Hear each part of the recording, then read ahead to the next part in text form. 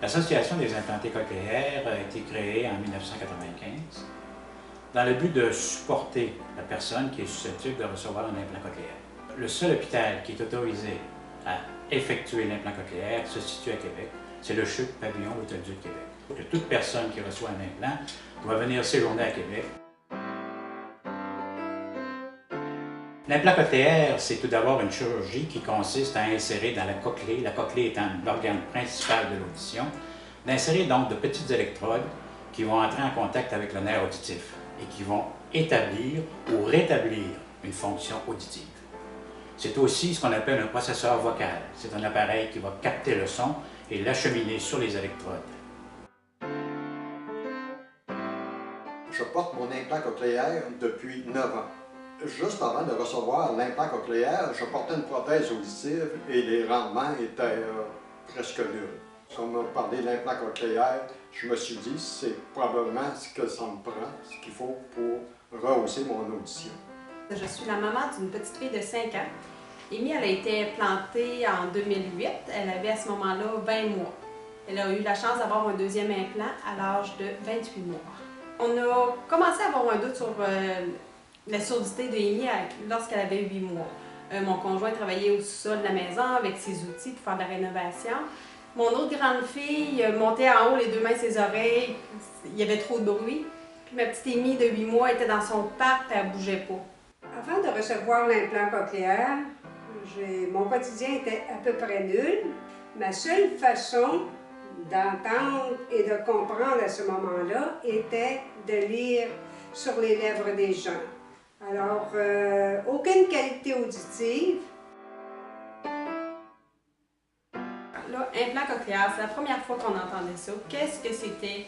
On a fait des recherches sur Internet, mais avoir su avant que l'Association des implantés cochléaires du Québec existait, j'ai l'impression que j'aurais toutes trouvé mes informations, mes ressources à la même place. L'information qu'on nous donne, c'est vraiment de l'information pertinente parce que les gens qui nous donnent l'information connaissent le domaine de l'implant cochléaire.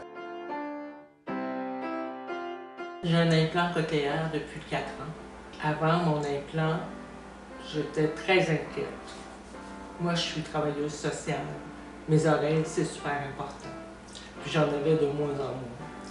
Donc, je devais me concentrer énormément toutes mes journées, avoir beaucoup d'attention pour comprendre les gens quand je les recevais dans mon bureau. Je suis la mère de la première enfant implantée, Marie-André Boivin. Elle a été implantée à l'âge de 8 ans. Marie-André est née entendante. À l'âge de 3 ans, Marie-André fait une méningite et elle est devenue sourde totale. Nous, on venait de l'extérieur, alors c'est sûr que pour avoir des services à l'hébergement, c'était pas possible. L'association n'existait pas à ce moment-là. L'Association des implantés cochléaires du Québec offre un soutien d'hébergement pour les personnes qui viennent de l'extérieur et qui doivent séjourner à Québec pour la chirurgie et la réadaptation. Il y a tout ce qu'il faut pour les repas, pour cuisiner, la télé pour les distraire, et elles sont bien aménagées aussi pour les enfants.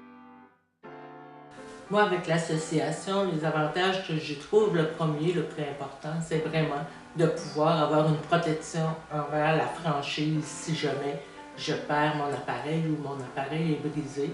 L'autre, je dirais, c'est l'achat de mes piles, parce que l'implant cochléaire, ça requiert beaucoup de piles. Mais avec l'association, on a accès à 2 types de piles, et puis je sauve beaucoup dessus. Lors de notre séjour à l'hôpital pour l'opération de Amy, on a eu la chance de recevoir la visite d'une maman, d'une bénévole de l'association, une maman d'un enfant qui a été implanté. Alors pour nous, c'est la première fois qu'on peut parler à une maman qui vivait vraiment les mêmes choses que nous autres. Ça m'a permis de rencontrer d'autres personnes qui vivaient un peu la même chose que moi. Ce que j'aime de l'association, c'est les nombreuses activités qui sont proposées. On a l'Assemblée générale annuelle qui permet de rassembler beaucoup de gens qui portent l'implant cochléaire, autant les adultes que les petites familles.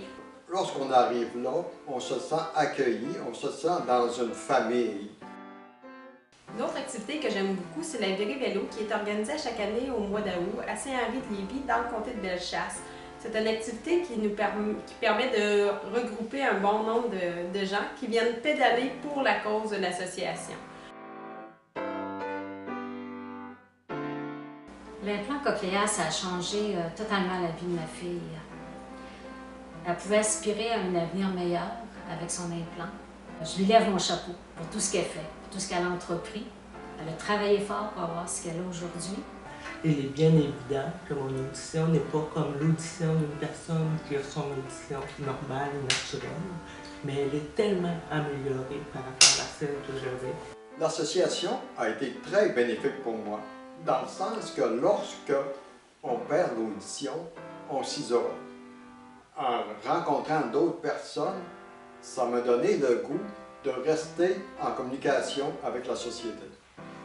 Et c'est ça aujourd'hui que je peux vous dire qui a privilégié la qualité de vie actuelle que j'ai par l'audition.